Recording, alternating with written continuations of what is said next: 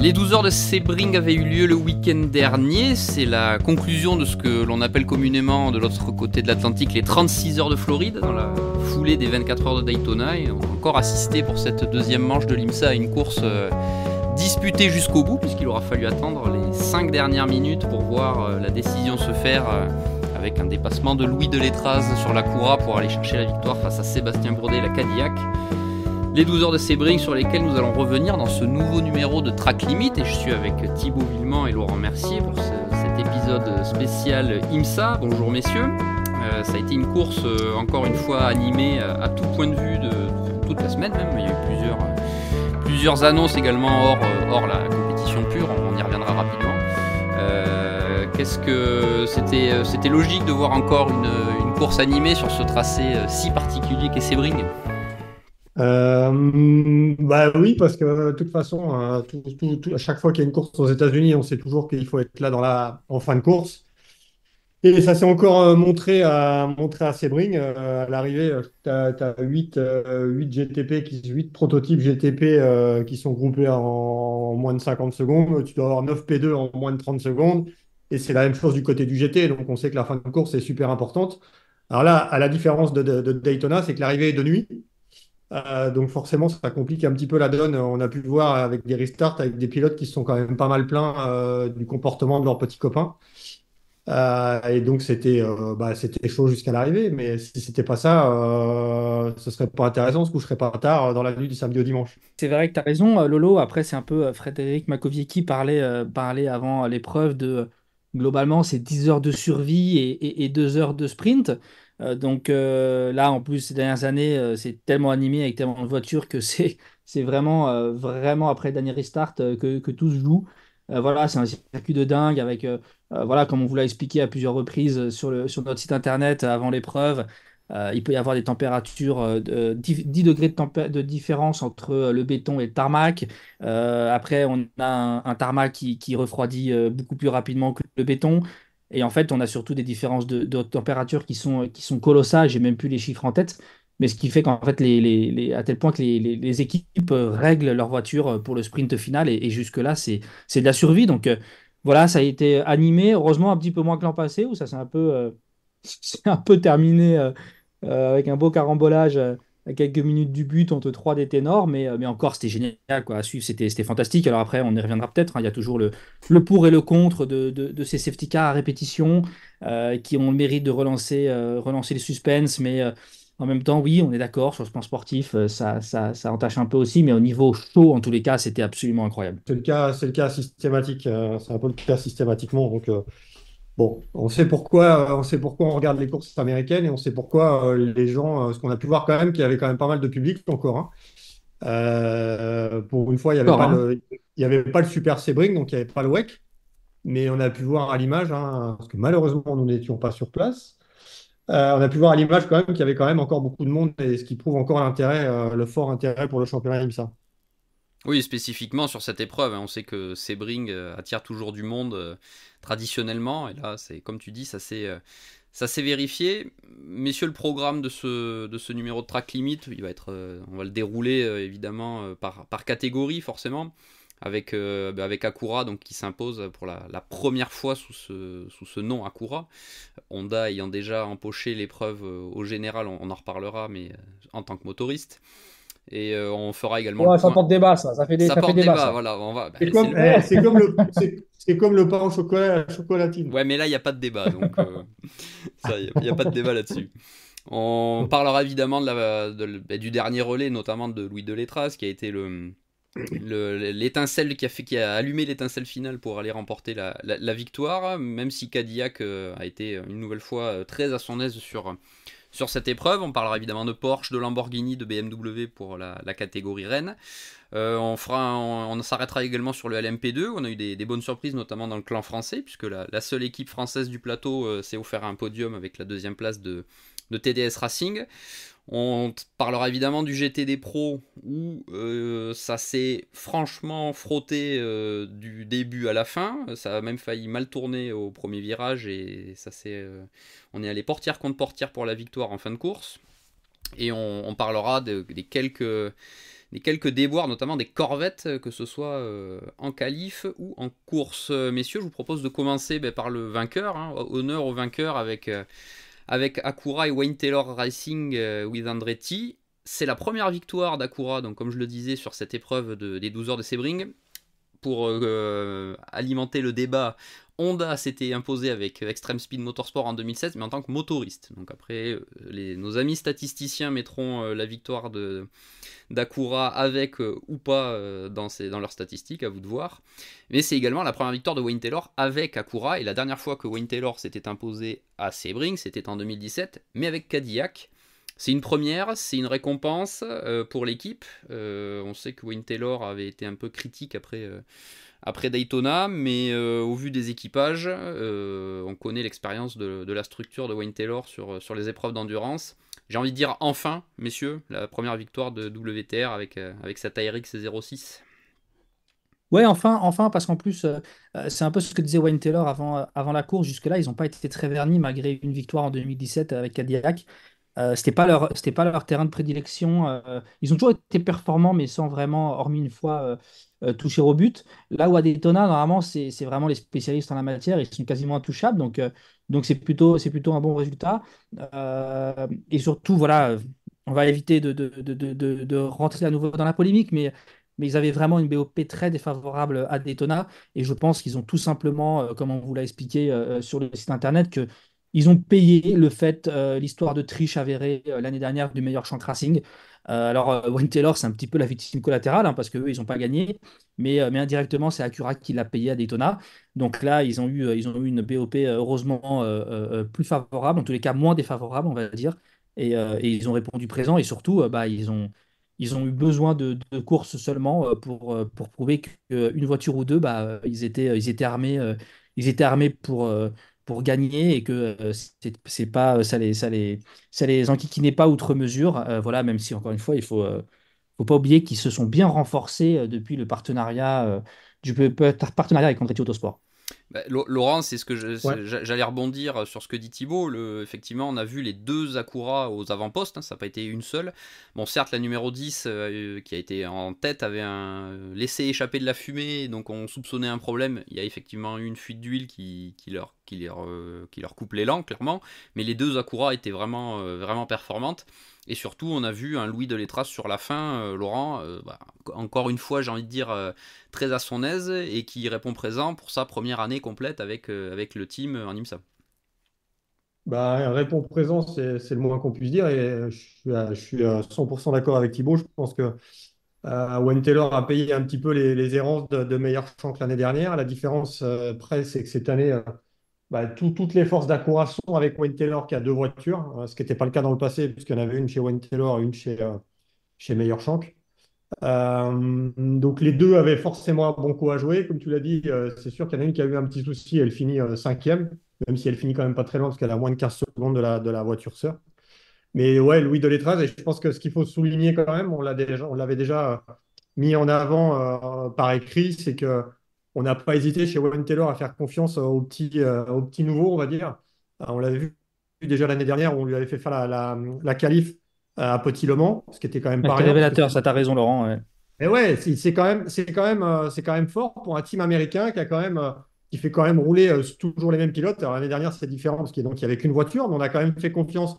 On aurait pu donner la qualif à Philippe et à Albuquerque, et on a filé la qualif à Louis Delétraz qui s'en est plus que bien sorti. Et là, bis repetita, et c'est la deuxième fois après Daytona que c'est Louis Delétraz qui fait le relais final. Et là, c'est lui qui a un peu la victoire entre ses mains avec un dépassement sur cette Bourdet.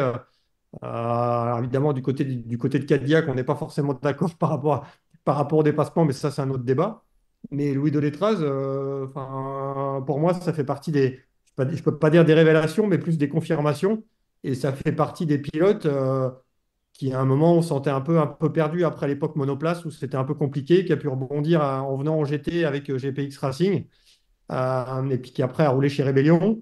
Donc franchement, ça fait partie des pilotes de pointe et bravo à Wayne Taylor aussi de faire confiance à un jeune pilote parce que ça fait quand même beaucoup de pression.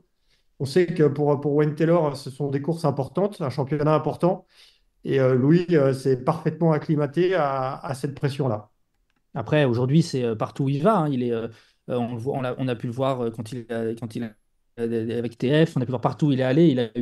Il a très vite presque pris le rôle de leader. Et comme tu disais, là, vraiment, le WTR Andretti lui confie vraiment les relais clés. Et en dehors de sa pointe de vitesse qui est indéniable, c'est quelqu'un qui met jamais une roue dehors. Et là, voilà, après le dépassement, honnêtement, non, c'est l'IMSA, hein, c'est comme ça, c'est un petit peu musclé, il y a eu deux, trois contacts. On va pas revenir sur les passes d'armes qu'on a pu voir par le passé à Daytona. On pense notamment au duel Philippe Albuquerque-Pipo Derani. Pipo Derani, il se révèle en 2016 à Sebring. Il est musclé aussi le dépassement, et c'est ça la course auto, hein, et c'est, comme on dit, Let's Them Race, et c'était faire. Voilà, après. Du côté de Cadillac, on peut être frustré, hein, évidemment, parce que c'est de la course à l'américaine, c'est comme ça, il se passe plein de trucs. Puis après, on va certainement revenir sur le pourquoi du comment la Cura numéro 40 a pu gagner. Mais c'est sûr que là, pour Cadillac, c'est un début de saison qui est un peu dur parce on s'attend presque à les voir gagner à Daytona. Et il y a des faits de course qui ne gagnent pas. Et là, c'est un peu pareil. Donc, mais en tous les cas, pour revenir à Louis, aujourd'hui, Louis, c'est une référence. Je pense que c'est une référence à l'échelon mondial en proto. Et il l'a prouvé une nouvelle fois. Et là, il épingle une très grosse classique qui est pour moi, honnêtement, la deuxième plus belle course d'endurance du monde après Le Mans. Et donc, c'est ouais, chapeau à lui, il a encore été exemplaire. Et ce que j'ai bien aimé, c'est que voilà, à la lutte, il s'en est super bien sorti et il a eu le niveau d'agressivité nécessaire pour s'emparer des commandes à 4 tours du but. Ouais, c'est clair. Et en plus, bon, il a le meilleur tour en course. Et il y a trois pilotes Acura avec les trois meilleurs tours en course avec Louis Delétraz, Brandon Hartley et je crois que le troisième, ça va être Colton Herta. Donc ouais, bravo à lui, bravo au team qui a fait ce qu'il fallait, qui remporte enfin les 12 heures de Sebring. Et juste pour revenir un petit peu aux premières phrases, je ne suis pas vraiment d'accord non plus pour dire que Honda avait gagné en 2016, mais ça c'est un autre débat. Non, c'est Ligier qui a gagné en 2016, c'est le Ah châssis. oui, C'est c'est clair. Et c'est pas parce que tu mets un moteur pas que dit tu as gagné. en Sinon, 95 c'est trop que facile. BMW a gagné Le Mans, hein. Bah non, mais c'est clair. Donc là-dessus, Donc non, c'est la première victoire d'Honda Acura à Sebring, clairement. ouais, exactement. Le débat est clos. Comme ça, le débat est clos. On revient sur ce finish. Donc, effectivement, il a fallu dépasser en piste. Mais dans les stratégies, les deux voitures étaient un petit peu décalées à un moment, hein, la Cadillac 01 et la Cura numéro 40. Mais la Cura 40 avait un avantage en fin de course puisqu'ils ont changé les pneus. Ils avaient des pneus plus frais en tout cas, clairement que la 01, ce qui a joué, hein, pour Sébastien Bourdet le disait, hein, ils sont revenus comme une fusée.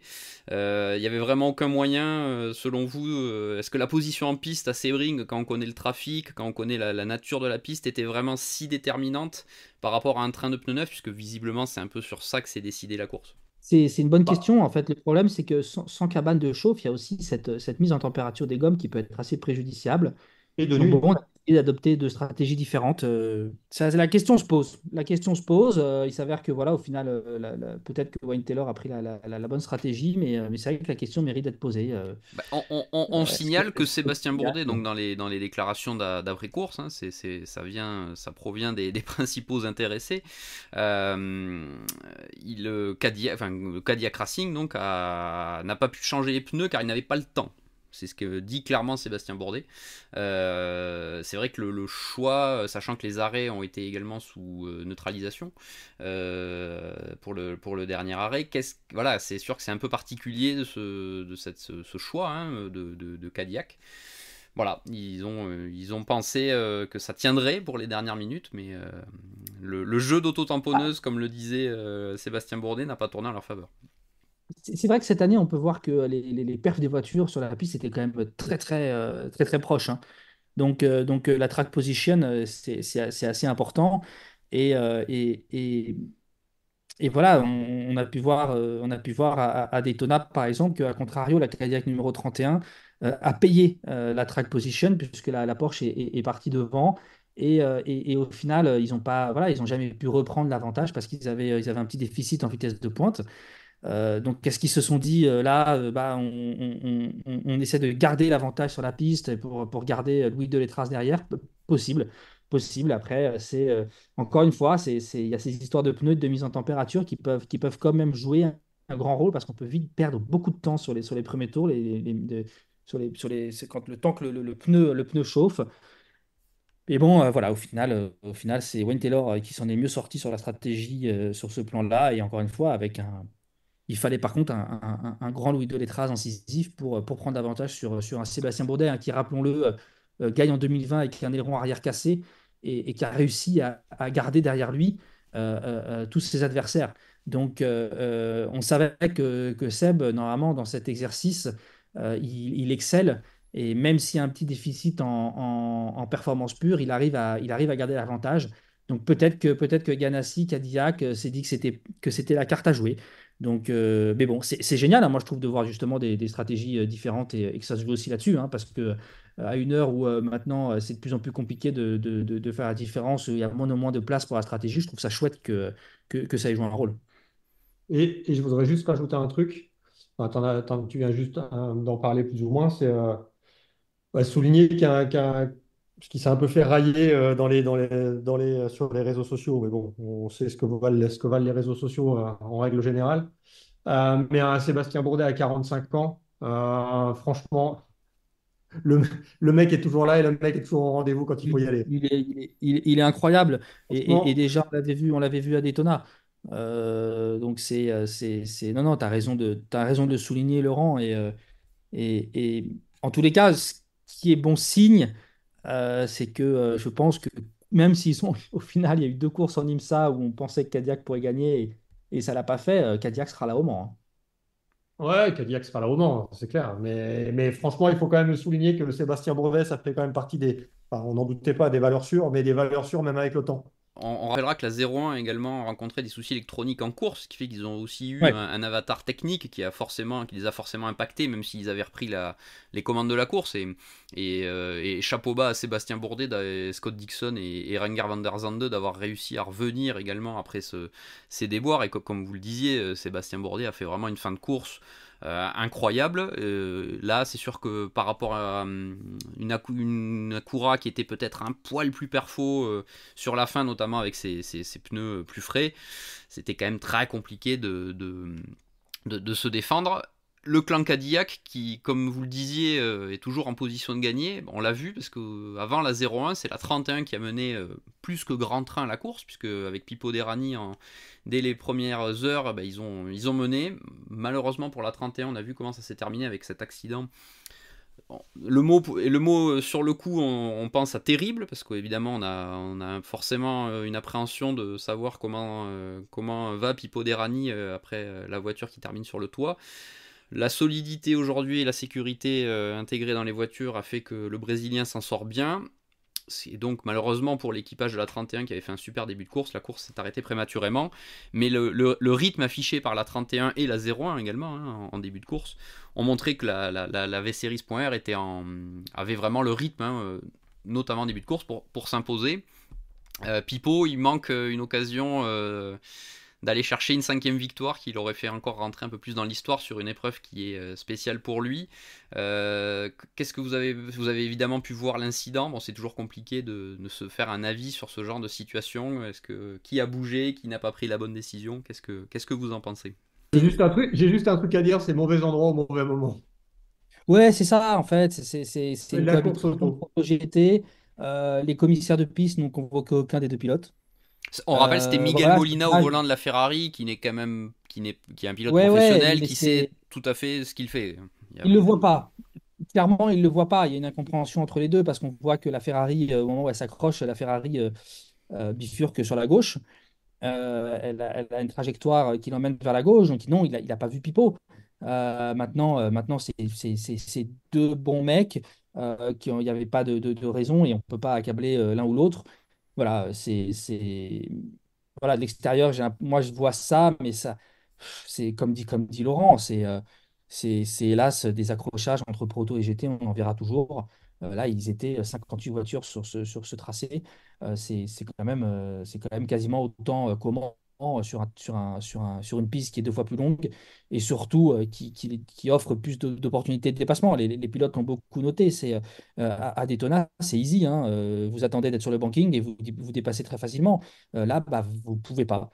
Donc voilà, moi le truc qu'on retient, c'est que bah, Pipo va bien et c'est l'essentiel. Pipo a montré qu'il était encore redoutable à Sebring en signant la pole et en s'échappant un peu en début de course. Il y en a, encore une fois, c'est la course à l'américaine, avec des si, on mettrait Paris en bouteille, mais la 31 était redoutable. Et c'est sûr que sans ça, il aurait fallu compter avec elle en fin de course. Donc bon. Voilà, Et je ça fait deux partage l'avis de pôles. Laurent. Moi, je blâme personne dans l'histoire. C'est un concours de circonstances voilà. Et ça fait deux pôles pour Pipo. Et ça fait exactement, ça fait deux pôles en deux courses pour Pipo qui est libéré, hein, qui est vraiment, enfin, libéré. Il a ce deuxième titre, là, encore plus libéré qu'il ne l'était, qui arrive à prendre de la hauteur surtout et qui confirme aujourd'hui qu'il est c'est un top pilote. Et pareil, ça va être, on verra si Tom Blomqvist vient bien, et Paul Jack Aitken et Pipo Derani au 24 heures du Mans, mais ça va être encore une voiture sur laquelle il faudra compter. Maintenant, la petite question que je suis obligé de me poser, voilà, les deux Cadillacs sont dans deux écuries différentes.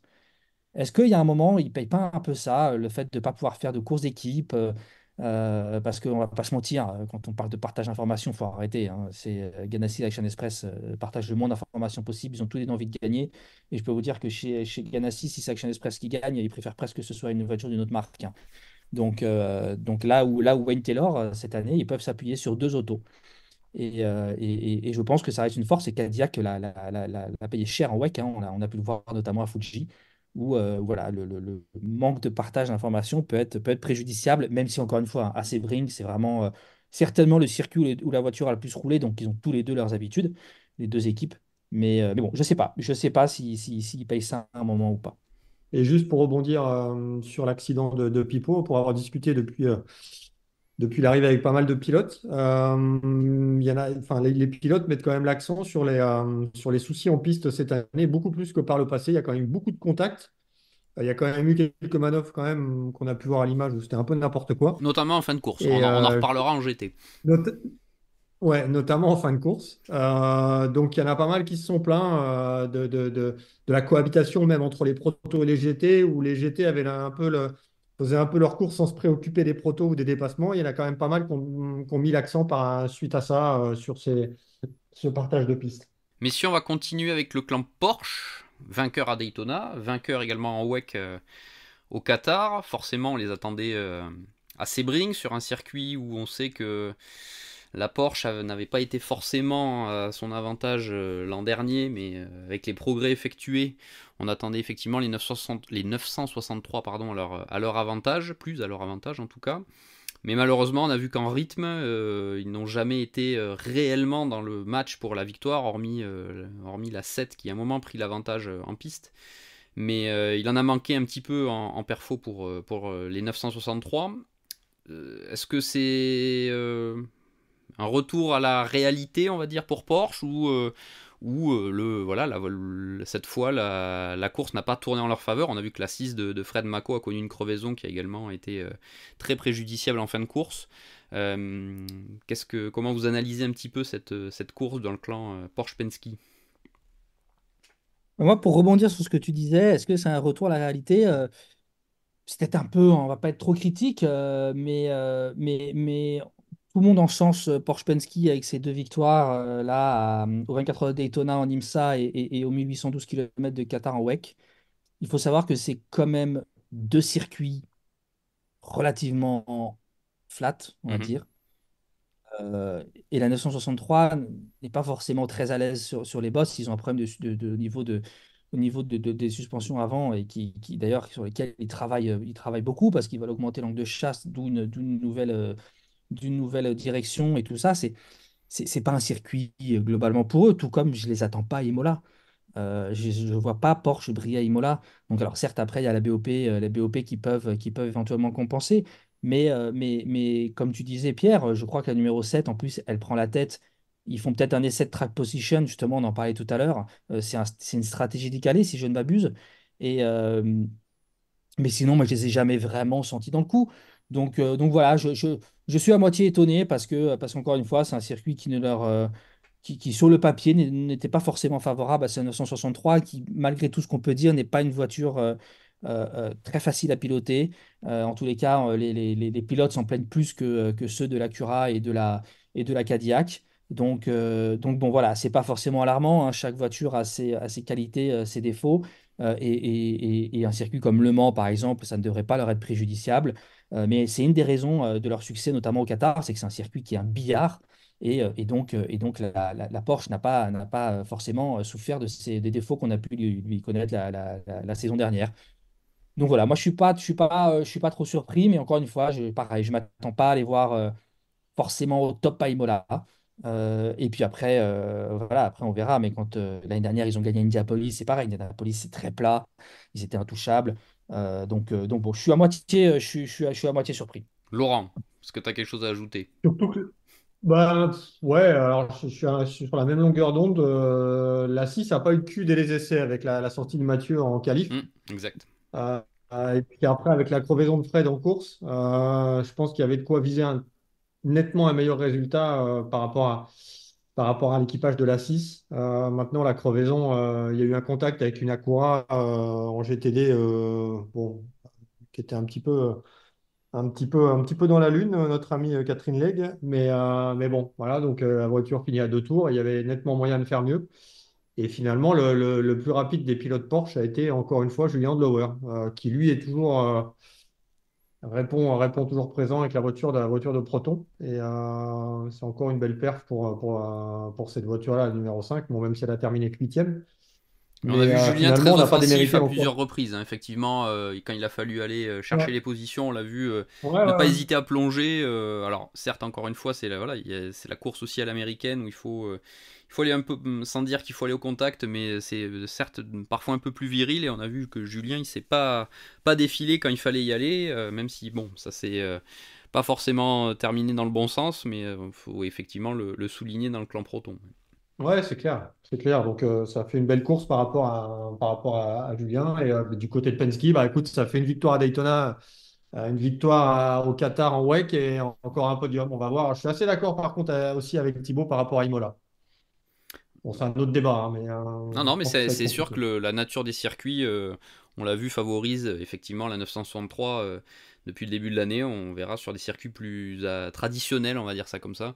Ce qu'il en est, ça donnera peut-être une image un peu plus représentative sur la performance globale de la voiture, on va dire, sur différents circuits. Laurent, tu fais bien de mentionner encore une fois Julien, on l'a déjà dit, mais en plus, il est dans une équipe Proton qui roule pas en essai privé.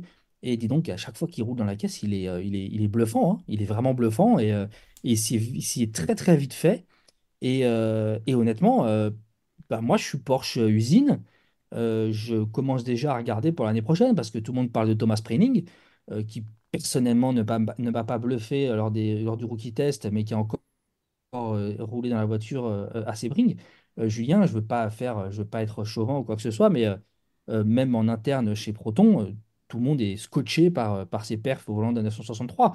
Donc bravo, bravo à lui. Il a encore fait, effectivement, tu fais bien de souligner, Laurent, une magnifique prestation.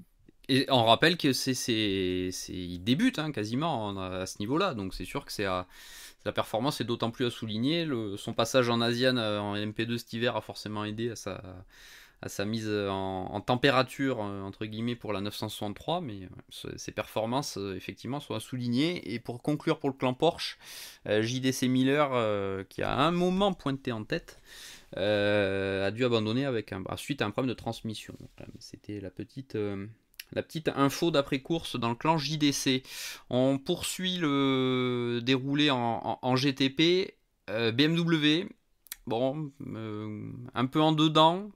Quatrième place pour la numéro 20. Encore en dedans. Ouais, oui, mais est-ce qu'on atteint on en parlait la dernière fois, est-ce qu'on n'a pas atteint un plafond de verre entre guillemets pour BMW et Team RLL? Est-ce qu'il n'y a pas encore quelque chose de plus à aller chercher? La 24 a connu des soucis avec son bloc arrière suite à une crevaison lente, ce qui les a fortement retardés. Mais les BMW n'ont pas été dans la lutte finale pour la victoire. Il en manque encore un peu. On en revient à ce débat sur la capacité de Team RLL éventuellement, parce que ça peut être une explication selon vous. Oui, oui, oui, c'est sûr. Après, j'attends. Je reconnais que je ne peux pas m'empêcher de commencer à me poser des questions sur le potentiel réel de la M hybride V8. Maintenant, on est dans une catégorie BOP, donc en toute logique, ça devrait l'aider.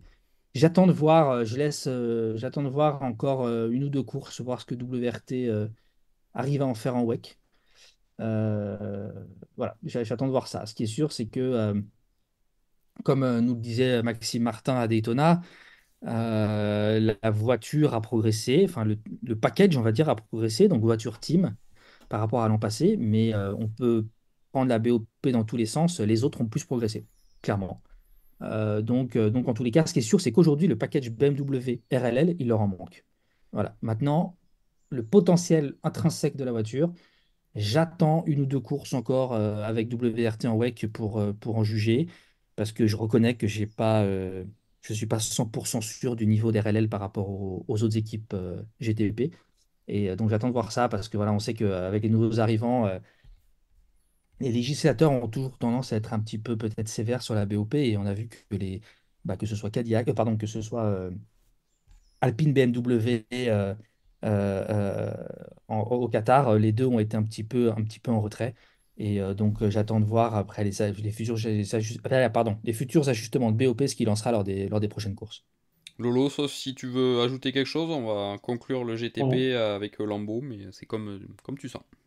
non, non, non, non, non, non. Passons à Lamborghini, qui là, par contre, à l'inverse de BMW, a quand même fait une belle prestation. Alors sur le papier, c'est sûr que terminer septième, c'est pas forcément une belle perf, Mais c'était mais il les faut aller débuts. au-delà de ce résultat. Mais c'était la première, il y avait une course en WEC avant, qui a été quand même suffisamment positive pour une première. Mais sur un Et là, circuit autrement plus facile. ah ben, c'est clair. Et là, sur un circuit avec des bosses, un circuit où il y en a quand même pas mal qui s'y sont cassés les doigts, il suffit de demander à Peugeot l'année dernière, en WEC. Là, terminer septième à moins de 30 secondes de la victoire, sans problème majeur. Je pense que c'est quand même une belle prestation à souligner. Et là, par contre, c'est vraiment un point positif par rapport à la suite. Moi, tu sais quoi, Laurent, ils me font penser, ils me font fait penser à Alpine au Qatar. À savoir un résultat sur le papier qui n'est pas forcément extra, mais honnêtement qui a des allures de podium parce que ouais, moi je suis entièrement d'accord avec toi. Moi je leur tire un grand coup de chapeau. C'est un circuit pour débuter, Sebring. Ils ont fait une séance d'essai collectif là-bas un mois avant l'épreuve, là où tous les autres ils ont déjà roulé. Et alors certes, il en manque en perf, certes ils ont du boulot, mais moi je souligne leurs prestations, ils ont été très forts. Et il y a un moment dans le trafic, on a pu voir que Romain Grosjean se retrouve, je ne sais plus à la bataille avec qui, mais alors certes, il y a le trafic qui s'en joue, et bah, derrière, je ne sais plus qui c'est, mais je me demande si c'est pas une Acura, et bah, ça passe pas. Donc voilà, il faut laisser le temps au temps, mais je suis entièrement d'accord avec Laurent. Ouais, mention bien à Lamborghini à Sebring sur un circuit Et, aussi exigeant. et mention bien à Matteo Cairoli aussi, Tu fais bien de souligner, qui fait sa qui pour première moi course en est une erreur perte. GTP. Bon, on savait qu'il était rapide Ouais. sur une Porsche parce que jusqu'à présent, on l'a vu que sur une Porsche. Mais là, Bah, y a franchement, que nous, apparemment, chez Porsche, ils l'ont pas vu, hein. non, bah non, Je veux non, bah pas, je écoute, veux pas être critique, mais enfin, peut-être ça qu'ils fait sont des années moins, que tout le monde dit que ce mec est avionesque et je sais pas ce qu'ils ont fait Porsche pour le laisser partir, mais c'est quand même une belle erreur. peut-être qu'ils sont moins bons qu'ils étaient dans le passé. Ils connaissent moins le sport auto, peut-être aussi. Mais Matteo Caroli a fait ce qu'il fallait. Et bon, après, ça coïncide aussi, parce que chez Lamborghini, on a un peu soufflé le chaud et le froid. Alors ça, c'est plutôt plus extra compétition, mais avec le départ de Giorgio Sanna de la tête de Mm. Lamborghini Squadra Corse à un moment quand même assez... le timing est assez étonnant, puisque, C'est un puisque moment Giorgio n'était charnière. pas au Qatar.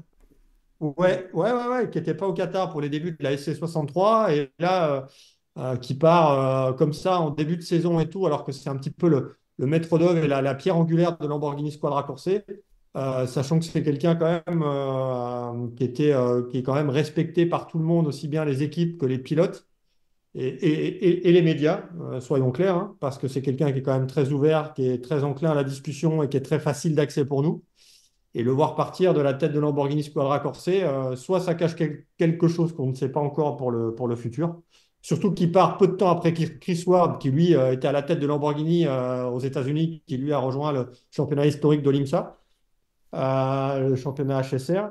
Bon, c'est un peu bizarre.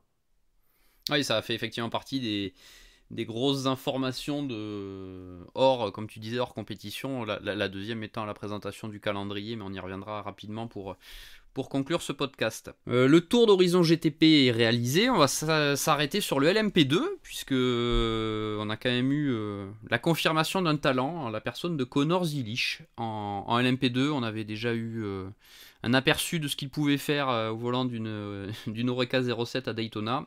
Il a encore prouvé que c'est quelqu'un qu'il faudra surveiller à l'avenir, déjà en LMP2, si ce n'est plus loin, selon le regard des constructeurs. On en parlait il y a quelques instants, mais sa prestation, spécifiquement lui, aux côtés de ses équipiers de Hera Motorsport, apporte la deuxième victoire en 2 courses cette année à l'écurie. Donc victoire sur les 36 heures de Floride, comme on appelle. Prestation parfaite de l'équipe, hein, on va être très clair. Ils ont été impeccables de A à Z. Ouais, il n'y a rien à dire. Et c'est clair que Connor Zilic avait déjà fait le show à Daytona. On sait qu'il vient de la Mazda MX Cup. D'ailleurs, dans un championnat dans lequel il roule toujours, et où il y a beaucoup de bagarres en peloton. Donc, c'est quelqu'un qui a l'habitude d'être suffisamment incisif dans le peloton. Il est jeune, très jeune. Et c'est sûr que je pense que sa cote a encore monté d'un cran. Et ça fait 2 victoires pour Hera. Alors, pour moi, il y a enfin, moi, je note trois choses dans cette catégorie LMP2 sur ces 24 heures de Daytona. Donc, comme tu viens de le dire, Pierre, il y a Connor Zilic et Hera Motorsport quand même. Et donc, Hera Motorsport qui fait le doublé Daytona-Sebring. Donc, ça, c'est bien. La deuxième chose, c'est TDS. Et il y en a un autre aussi qui a quand même été très brillant, c'est Hunter McElrea, qui a Ouais, été le plus rapide en ouais. piste en course en LMP2 et qui Quand lui on sait aussi qu'il a y a vraiment assez de côté, il a un Michael Jensen, il a été très fort. qui a été le deuxième pilote le plus vite en course, qui est Michael Jensen. Et TDS Racing qui s'est un peu, enfin, c'est pas TDS Racing qui s'est pris les pieds dans le tapis, mais c'est plutôt Steven Thomas à Daytona qui avait craché la voiture dès le début. Et là, c'est un beau retour. Il a fallu changer le châssis et cette numéro 11 et le fait d'être allé chercher Hunter McElrea qu'on ne connaissait pas en endurance et qui a pris vraiment beaucoup de plaisir à rouler encore à Sebring. Et là, pour moi, c'est vraiment une belle perfo, une belle satisfaction de voir Cocorico un peu, hein. C'est la seule équipe française qui fait le déplacement aux États-Unis sur l'année, donc il faut quand même le dire. Et puis le troisième point positif où eux, ils s'étaient fait descendre comme c'est pas possible à Daytona, c'est Sean Critch Motorsport avec la Ligier où c'était fait vraiment laminer sur les réseaux sociaux. Et qui là, bon an, mal an, cette Ligier JSP 217 termine quatrième au pied du podium à 7 secondes de la victoire. Alors évidemment, il y a eu la dernière neutralisation qui a resserré les positions, mais avec Lance Wilsey, Joao Barbosa et Johnny Edgar qui a été très bon. C'était lui le plus rapide du trio. Et là aussi, c'est quand même une belle perf pour cette équipe qui débute en LMP2, qui doit faire face à une armée d'Oreca 07 tout affûtée, toutes plus affûtées que les unes que les autres.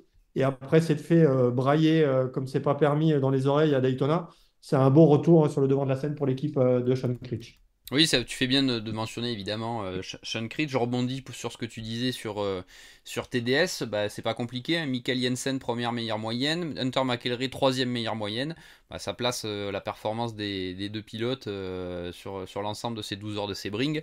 Et tout comme l'ensemble de l'équipe française qui a fait cette fois une course parfaite. Il en a manqué un petit peu pour aller chercher Connor Zilic qui était encore sur une autre planète qui a parfaitement emmené Dwight Merriman et Ryan Dalziel pour leur deuxième victoire de l'année. Un petit mot aussi, on va parler français, du clan français, mais Lilou Wadou a vu sa course interrompue prématurément, malheureusement.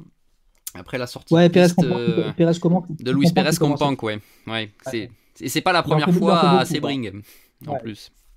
Donc, Ah bon, je me souviens pas, qu'est-ce qu'il avait fait? Donc c'est dommage pour Lilou qui a montré un bon rythme, mais malheureusement pas jusqu'au bout. ouais, elle a bien roulé en essai libre. Elle a Hmm. été vraiment bien en essai libre et elle méritait autre chose. D'ailleurs, petite note sur le P2. Vas-y. Le petit Zilich, là, c'est bluffant, vraiment, comme disait Lolo. Moi, il a une trajectoire qui est dingue parce que il sort quand même de la MX5. C'est-à-dire que c'est pas les Américains, normalement, comme qu'on a vu briller dans ces catégories par le passé, c'est des Colton Herta, des Pat Howard, des gars qui viennent de la Road to Indy. Là, il vient de la Mazda MX5, quoi. Je compare peut-être l'incomparable, mais ça me fait un petit peu penser à Nick Tandy qui a commencé par des courses de dirt. Et le gars semble avoir un vrai talent. Il y a Toby Sowery hein, aussi qui a été très bon, mais qui est lui, pour le coup, est déjà plus connu et plus mature, mais qu'on connaissait, qui a quand même pas une énorme expérience en endurance. Mais là, voilà, c'est vrai que le Zilich, c'est vraiment, pour moi, c'est la révélation toute catégorie confondue de ce début de saison. Ce qui clôt de belle façon Et, ce chapitre et, LMP2. Vas-y Lolo, vas-y. et il a 17 ans. Et il n'a que 17 ans. Ouais. Donc ça laisse de beaux espoirs et petit appel du pied pour les constructeurs, regardez-le. Parce qu'on en a parlé juste avant que certains n'étaient peut-être pas capables de garder leur talent. Celui-là, à mon avis, va être chassé assez vite. Donc à surveiller pour les prochaines, déjà les prochains mois et les prochaines années. GTD Pro, le retour du champion. Lexus Vasseur Sullivan avait connu des 24 heures de Daytona très compliquées. On peut pas dire moins. Bah, cette fois, la 14 de Hawksworth Barnicot Kirkwood a été quasi exemplaire. Je dis quasi car il y a eu une pénalité en début de course car Jake Hawksworth est reparti un peu précipitamment de son box et a heurté un mécanicien. Sans gravité pour le mécanicien, heureusement, mais ça a entraîné une pénalité, mais ça n'a pas empêché la Lexus numéro 14 de s'imposer un peu au forceps en fin de course. Ça faisait partie de ce qu'on vous disait sur l'aspect un peu animé de la fin de course en GT des pros. Le duel Serra-Hawksworth pour la victoire a été chaud en piste, mais la Lexus était un petit peu au-dessus du lot sur cette épreuve. Ils l'ont montré dès les qualifs, puisque c'est cette même voiture qui avait signé le meilleur temps, et tout au long de la course, donc hormis cette pénalité, le clan Vasseur-Sullivan était vraiment très en verve, que ce soit dans la journée ou dans la nuit. Pas surprenant, Thibaut et Laurent, de revoir ce trio aux avant-postes, et c'est surtout un beau rebond après les 24 heures de Daytona où ils avaient perdu forcément de gros points dans la lutte plus globale pour le championnat. Oui, surtout que bah, là, c'est leur première victoire depuis Watkins Glen l'an passé, hein, donc juin. Mais non, non, très belle équipe, très bel équipage. Il n'y a pas, y a pas grand-chose à dire. Donc, c'est chouette de les revoir aux avant-postes. Voilà.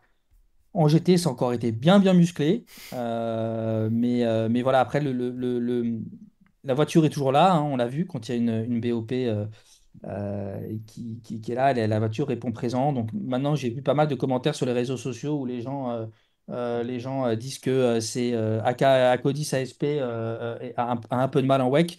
Attendez, c'est des catégories BOP, donc il faut vraiment se méfier. Donc ne comparons pas l'incomparable. Ouais, c'est prématuré de dire quoi que ce soit sur Acodis ASP. Oui, qui découvre en pleine.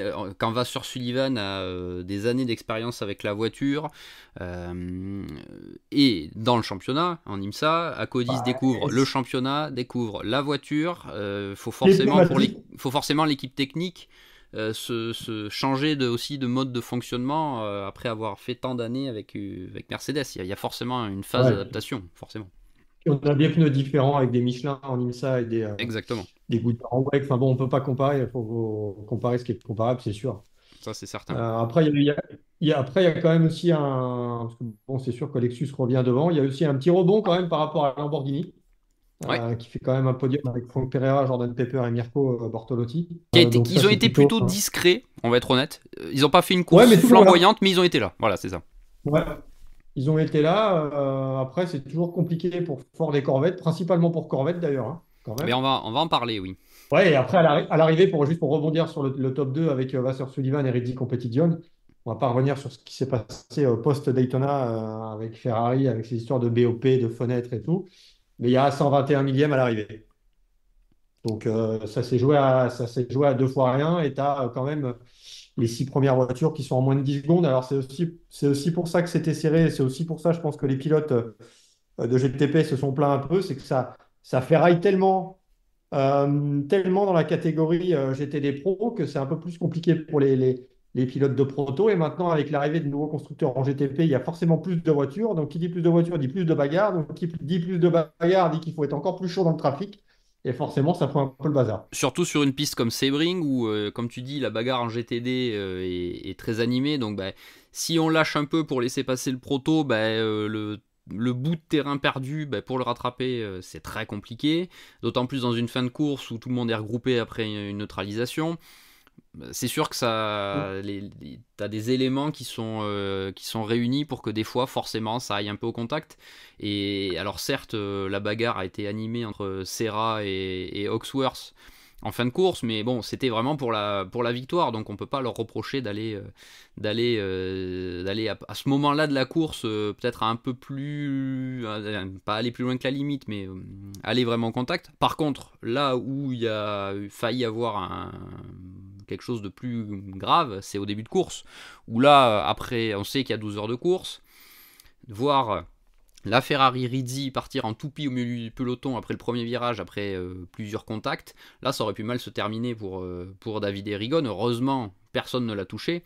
Là, et c'est là où il y avait peut-être matière à être un peu plus cool sur le départ, sachant que derrière c'est pas 1 heure de sprint, c'est 12 heures. Je sais, tout le monde beaucoup de gens vont me dire qu'aujourd'hui c'est 12 heures de sprint, certes, mais là ça aurait pu être, les conséquences auraient pu être un peu plus désastreuses. Mais heureusement ils s'en sont bien sortis, et en plus ils finissent deuxième malgré ce début de course un peu chaud, un peu chaud. Et pour enchaîner Corvette, effectivement Corvette, ça a été compliqué avant la course. On va rappeler que toutes les Corvettes, pas seulement les Corvettes engagées en GTD Pro par le Corvette Racing by Pratt & Miller, mais également celles du Ava Racing, ont été disqualifiées pour une modification sur une pièce homologuée, donc forcément exclusion du résultat des qualifs. Et après en course, les Corvettes, elles ont encore enchaîné les soucis techniques. On se souvient que l'ABS avait fait des siennes à Daytona pour Awa. Cette fois, on a eu l'embrayage sur la numéro 4 chez Pratt & Miller. On a eu des soucis d'alternateur sur la 13 chez Ava avec un abandon quasi immédiat. La clim a fait des siennes sur la numéro 3 de Juncadella, Garcia et, j'ai oublié le troisième larron, Alexander Sims, voilà, merci. Bon, c'est des soucis de jeunesse, sans doute, en partie pour la voiture, mais ça ressemble pas tout à fait à Corvette. Vous êtes d'accord avec ça? Moi, on a déjà parlé après Daytona et après le Qatar. La voiture, elle roule en essai depuis 1 an et demi, C'est ça, quoi. exactement. Ils ont commencé les essais très très tôt, donc je suis quand même un peu, hein, je suis quand même un petit peu étonné.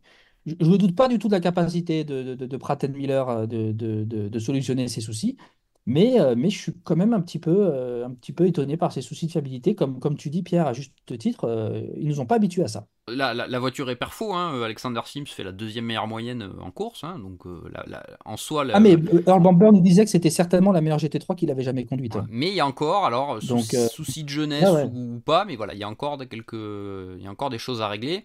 Ça a été un peu le cas aussi chez Ford. La Ford Mustang est bien plus jeune que la Corvette. Donc on peut encore excuser, je ne sais pas si c'est le mot, mais mettre voilà, les soucis et peut-être la recherche d'abord de la fiabilité dans le clan Ford avant la perfo. Mais c'est vrai que chez Corvette, c'est un peu surprenant. Alors, bon, à voir sur Non, non, la durée, quoi. je- ouais, je suis bien d'accord avec ton analyse, parce que, sauf erreur de ma part, la Corvette, elle roule depuis l'été 2022, quasiment. Oui, on avait vu des premiers essais à peu près à cette période-là, Ouais, oui. c'est ça. Hmm.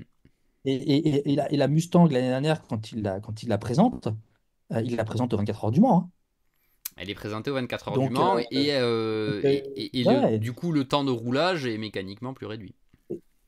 exactement. Puis en plus, au début, on sait qu'ils ont eu quelques petits soucis moteurs qui les a retardés. Donc, ouais, je pardonne quand même plus, et effectivement, je suis entièrement d'accord avec ton analyse, je pardonne plus les soucis de fiabilité de la Mustang que ceux de la Corvette. Après, encore une fois, hein, c'est ce qu'on dit toujours, hein, il y a des problèmes qu'on rencontre en course qu'on peut pas rencontrer en essai, hein. Donc c'est peut-être aussi lié, mais voilà. Encore une fois, je veux pas, ça sert à rien de tirer sur l'ambulance, j'ai aucun doute sur la capacité de Pratt et de Miller de solutionner les soucis. On va passer au GTD, où comme en LMP2, ben, c'est la même équipe qui a gagné Daytona et Sebring. Windward Racing qui a fait une course parfaite, mais pas une semaine parfaite parce que eux aussi ont été disqualifiés en qualif. Alors eux c'était des capteurs qui n'avaient pas à être là, qui ont été découverts lors des inspections d'après qualif. Mais la Mercedes de Russell Ward, Indy Dondieu, Philippe Ellis, eux ont fait vraiment une course impeccable. Ils ont été relativement discrets en début de course parce qu'il a fallu remonter. Ils étaient dans le petit train avec les deux corvettes pour remonter, les deux corvettes de GTD Pro pour remonter dans le peloton. Et puis petit à petit, on a vu la numéro 57 remonter pour qu'à 2 heures de l'arrivée, ils prennent définitivement la tête de la course et décrocher une victoire qui pour moi est tout à fait méritée sur l'ensemble de leur prestation de la semaine. Et ça confirme ce qu'on a vu à Daytona, c'est-à-dire que avec une Mercedes dont on connaît la fiabilité, avec un équipage qui se connaît parfaitement et qui est fiable en piste, ça fait une équation résolue de façon idéale. Moi j'ai pas grand chose à dire sur la perfo de Windward. Et c'est une équipe qui est là également dans le clan Mercedes depuis pas mal de temps. On les voit dans plusieurs championnats aussi en Europe. Hein. Ils ne sont pas que en IMSA, ils sont aussi en GT World Challenge. Et c'est vraiment une équipe solide à tout point de vue. Et je pense que sur ces deux courses, que ce soit de Daytona ou de Sebring, c'est ce qui primait. Quand on regarde à la perfo, c'est pas eux qui ont les meilleures moyennes. Donc il y avait sans doute plus rapide en piste. Clairement, les Porsche étaient vraiment très véloces en GTD avec le Wright Motorsport. Mais au final, il faut boucler 12 heures sans pépin, sans pénalité, et ça a été leur cas. Et tu fais bien de souligner, après, il y a aussi l'homogénéité d'équipage qui compte parce qu'on peut voir que les 3 d'A57 sont tous à peu près bien placés dans l'histoire des moyennes, tandis que chez Wright Motorsports, un Adam Adelson, ça a vachement plus de mal. Hein. Donc c'est l'équipage de la 57 est aussi bien homogène. Bon, et puis après, Windward Racing, comme tu l'as dit, Pierre, c'est vrai qu'on les retrouve dans pas mal de championnats et là, on va même les retrouver dans la classe pro en GT World Challenge Europe. Ça fait partie clairement des équipes de pointe et même de référence maintenant chez Mercedes. C'est pas forcément l'équipe la plus connue, en Europe du moins, parce qu'on la retrouve quand même beaucoup aux États-Unis et jusqu'à présent en Europe, on l'a pas forcément vue jusqu'à maintenant en pro. Mais ça fait partie des équipes à surveiller. Ça sauve un petit peu la course d'ailleurs de Mercedes, puisque les deux autres Mercedes n'ont pas vu l'arrivée, hein, aussi bien celle de Lone Star Racing et celle de Korthoff Preston Motorsport qui ont rapidement abandonné. Là aussi, ouais, comme en P2, ça fait 2 sur 2. Donc ça, c'est plutôt pas mal. Après, les deux autres places sur le podium, alors je ne vais pas dire que c'est une surprise. Cetilla Racing avait quand même fait quelque chose de bien aussi en essai. Il y a aussi le renfort d'Antonio Fuoco qui est quand même pas n'importe C'est qui. ce que j'allais dire, Et après, il la a quand même 13e fait place de une course encore exceptionnelle. Et ouais, c'est lui qui, à mon avis, enfin, c'est même pas à mon avis, c'est même sûr. C'est lui qui, Qui fait le qui, résultat, qui, on va être met la clair. cerise sur le gâteau. Oui, oui. Et oui, après, tu roules avec Roberto Lacorte, qui est quand même un bon bronze, hein, on va pas se mentir, hein, ça fait partie des pilotes d'expérience en bronze, et Giorgio Cernaggiotto. Mais Antonio Focco, une fois de plus, était très bon au GT. Et puis, du côté de White Motorsport, là aussi, on n'a pas, à part Ian Neylon, qu'on connaît depuis des années en IMSA, mais le tandem Adelson-Skier, qui ne sont pas les deux pilotes les plus connus, termine deuxième. Ils avaient le renfort de Fred Mako à Daytona, donc peut-être que ça a aidé aussi à Daytona à accumuler des informations, à prendre confiance et à aller de l'avant. Et ça, c'est plutôt pas mal. C'est plutôt pas mal. Et après, qu'est-ce qu'on peut dire que Forte Racing est la meilleure Lamborghini à l'arrivée, que ça aussi avec Guagberg, Spinelli et notre ami Devlin De Francesco, qui finit dans le top 5 derrière l'Aston Martin, The Art of Racing. Et là aussi, c'est quand même une perf plutôt honorable. Et contrairement aux Iron Dam qui se sont pris un peu les pieds dans le tapis, puisque la voiture de Rahel Frey, Michel Gatting et Sarah Bovy n'a pas vu l'arrivée. Non, encore des soucis techniques, on a pu le voir, ils ont été Ouais. longtemps derrière le muret, hein, comme on appelle ça aux États-Unis, passer dans le paddock pour aller réparer, et bon, c'est sûr qu'à un moment donné, C'est pas simple pour Lamborghini avec cette Evo 2. On non, l'a vu on l'année le sait, passée. voilà, On a un exactement. peu fait quelques modifs sur la voiture durant l'hiver, notamment au niveau du capot avant, au niveau du système de freinage qui était un peu le talon d'Achille de la voiture. Mais là, bon, on va voir ce que ça va donner en Europe. Mais jusqu'à présent, aux États-Unis, ça coince un peu. Ça a coincé aussi en WEC. Alors évidemment, bon, tout le monde sait que la catégorie GTD, enfin GT3 du moins, c'est une catégorie quand même qui est régie sur la BOP. Mais bon, on va voir ce que ça va donner de l'autre côté de l'Atlantique. En GTD, quand même, on a quand même une belle diversité, puisque si on prend le top, je crois que c'est le top 6, voire peut-être même le top 7 même, tu as Mercedes, Ferrari, Porsche, Aston Martin, Lamborghini, BM et McLaren. Ouais, exact. Donc, donc c'est quand même pas mal. Il manque évidemment les Corvettes de Hawa qui n'ont quand même pas été épargnées par les problèmes. Je crois que la meilleure, elle finit juste dans le top 10, elle doit finir 9e, il me semble. Et puis la Ford de Proton qui finit bien plus loin. On la Cura a abandonné aussi. Bon, la Ford aussi, tu me diras, elle a abandonné.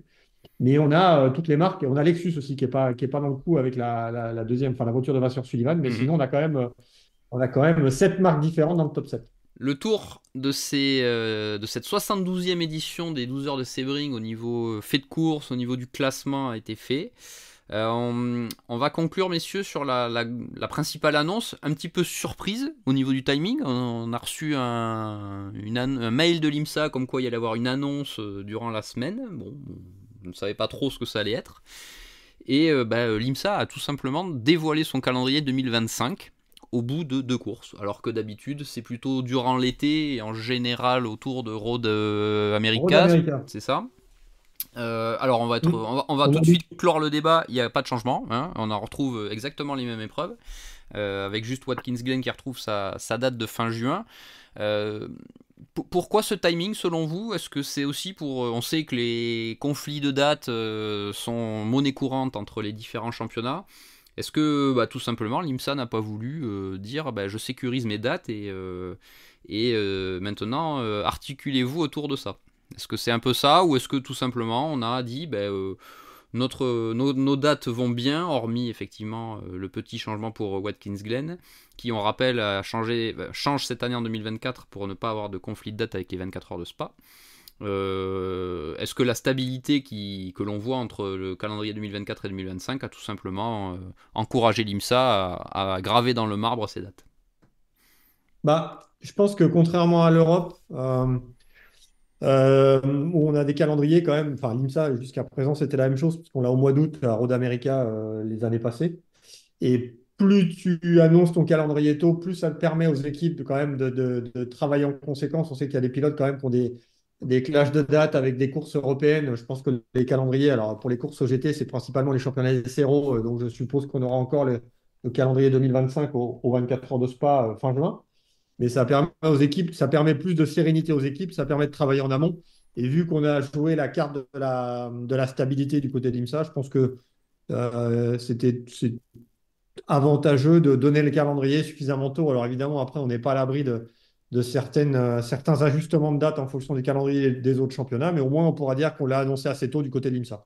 On rappelle, il y aura les grandes classiques, Daytona Sebring évidemment, Watkins Glen, Indianapolis, Petit Le Mans qui composeront notamment l'Endurance Cup, et puis après il n'y a pas de surprise, hein, on retrouve les manches habituelles de Long Beach, du Virginia qui sera réservé au GT. Voilà, il n'y a vraiment aucune surprise sur ce calendrier 2025 de l'IMSA. Messieurs, on va conclure là-dessus pour ce numéro de Track Limit spécial 12 heures de Sebring.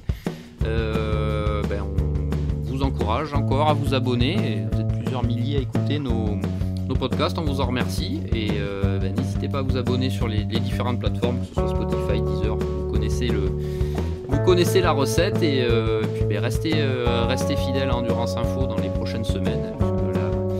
La saison européenne va se poursuivre, hein. Le FFSA GT notamment, les Coupes de Pâques à Nogaro, le GT World Challenge approche à grands pas avec 3 heures du Paul Ricard. Également le LMS qui approche assez vite avec sa manche d'ouverture à Barcelone. Messieurs, merci d'avoir débriefé cette édition des 12 heures de Sebring. Et puis il me reste à vous souhaiter une bonne fin de journée et à la prochaine pour un nouveau numéro de Track Limit.